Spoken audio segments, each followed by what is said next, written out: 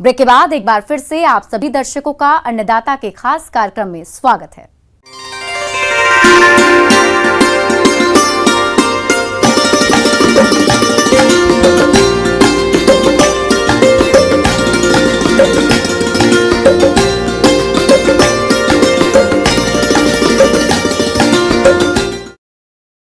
Gladiolus एक बहुत ही महत्वपूर्ण और लोकप्रिय पुष्पीय पौधा है जो मुख्य रूप से घरेलू और अंतर्राष्ट्रीय बाजारों में कट फ्लावर के रूप में बिकता है। अगर आपने भी ग्लेडियोलस की फसल लगा रखी है तो फसल से अच्छी क्वालिटी के अधिक फूल लेने के लिए किन किन बातों पर विशेष ध्यान दें, इस बारे में जानते हैं बागवानी विशेषज्ञ डॉक्टर मोनिका पटेल से।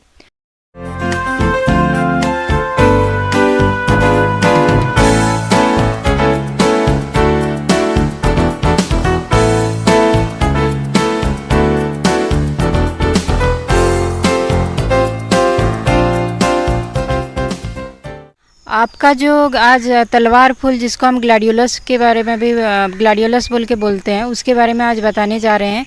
तो ग्लैडियोलस का जो फूल है अभी आपका 2 महीने का हो गया होगा।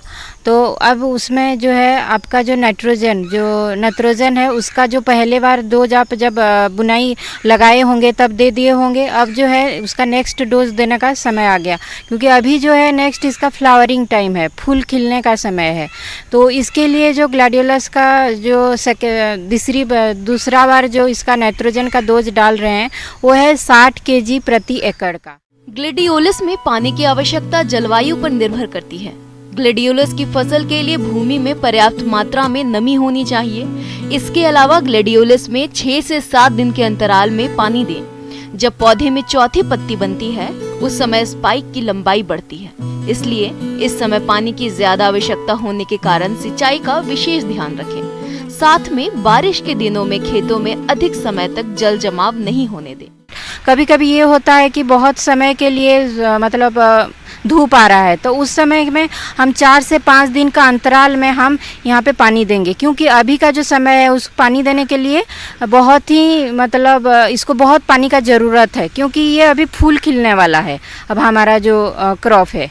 उसके बाद ग्लैडियोलस में जो है या जो तलवार फूल बोलते हैं बहुत जगह पे, तो वहाँ पे जो है मिट्टी को चढ़ाना बहुत ही ज़रूरी है, क्योंकि ये ग्लैडियोलस का जो पौधा है वो बहुत नाजुक होता है और इसका निचला जो पर्सन है ये बहुत ही मतलब टूटने वाला हिस्सा होता है। तो इसके ऊपर इसीलिए ना उसका मिट्टी चढ़ाना इस समय में बहुत ज़रूरी है। और दूसरा है खरपतवार जो है अभी इसके पौधे के साथ अब कॉम्पिटिशन में लग गए होंगे, तो इसको मैनुअल मेथड से जो लेबरल लगा के करने से ही बेहतर है, क्योंकि यहाँ पे हम कोई मतलब यांत्रिक उपाय नहीं कर सकते हैं। ग्लेडियोलस से गुणवत्ता युक्त और ज्यादा उत्पादन प्राप्त करने के लिए जरूरी है कि फसल में समय पर खरपतवार प्रबंध करें। इसके लिए फसल अवधि के दौरान लगभग 4 से 5 बार निराई गुड़ाई करनी पड़ती है तथा निराई गुड़ाई करते समय पौधों के आसपास 10 सेंटीमीटर ऊपर तक मिट्टी चढ़ा दें, जिससे पौधे गिरे नहीं और सीधे खड़े रहें। और अभी जो है इसका जो ग्लैडियोलस का कहीं कहीं पे एक कॉर्म से जो आप लगाए होंगे वहाँ से 2-2 पौधा निकल रहा होगा, तो एक पौधा को कृपया आप तोड़ दीजिए। और उसके बाद इसका जो है फूल आने का समय हो गया, तो फूल आने के बाद जो है इसको आप तुरंत से क्या कीजिए, स्टेकिंग कीजिए। स्टेकिंग मतलब बाम्बू का या कोई लकड़ी का जो है उसमें उसको बांध दीजिए। और जो फ्यूजेरियम विल्ट जिसको अंग्रेजी में बोलते हैं और जिसको तनागलन बोलते हैं, वो भी बहुत मतलब प्रकोप इसमें आता है। तो तनागलन के लिए जो है कार्बेंडाजिम का जो सोल्यूशन है उसको ड्रेंचिंग करना है, सॉइल ड्रेंचिंग मतलब जो है मिट्टी में ही उसको देना है, या फिर स्प्रे कर सकते हैं 0.2% मतलब 1 लीटर में 2 ml। और उसके बाद हम अगर फील्ड में जब ये पहले इसका सिम्टम्स दिखाई दे रहा है, उसका जो तना गलन स्टार्ट हो गया है नीचे के तरफ से, ये मुख्यतः जब पानी ज़्यादा आता है उस समय ये दिखाई देता है। इस फसल में माहू और थ्रिप्स ग्लेडियोलस की फसल के प्रमुख कीट हैं। ये कीट मुख्य रूप से पौधे और पत्तियां तथा स्पाइक को हानि पहुंचाते हैं। यह कीट फसल को खेत तथा कंदों को भंडारण के समय भी हानि पहुंचाते हैं। इस कीट को नियंत्रण करने के लिए डाइमिथोएट का 2 मिलीलीटर प्रति लीटर के हिसाब से पानी में घोलकर 10 दिन के अंतराल पर छिड़काव करना चाहिए।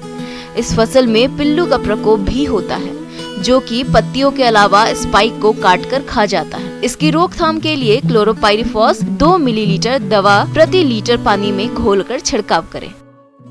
यहाँ पे और एक रोग का भी मतलब उपद्रव होता है जहाँ पे, लेकिन तना गलन से वो कम है, वो है ब्लाइट जिसको बोलते हैं। और जो ये जो ब्लाइट है इसका जो हम सिम्टम कैसे पता करेंगे, ये पत्ता के ऊपर आएगा और पत्ता के ऊपर ये आसी कलर का और धूसरिया मतलब जो मिट्टी का जैसे कलर है उस टाइप का, और बीच में येलो येलो थोड़ा उस टाइप का जो है सिम्टम मिक्स कलर का आएगा।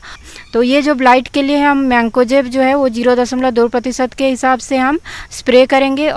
इस प्रकार का अगर आप मैनेजमेंट करते हैं जैसे बताया गया, इस टाइप का अगर आप करेंगे तो आपका जो फूल, कॉर्म और जो कॉर्मेल है इसका जो परिमाण में वृद्धि होगी और आपका आर्थिक उन्नति भी होगी।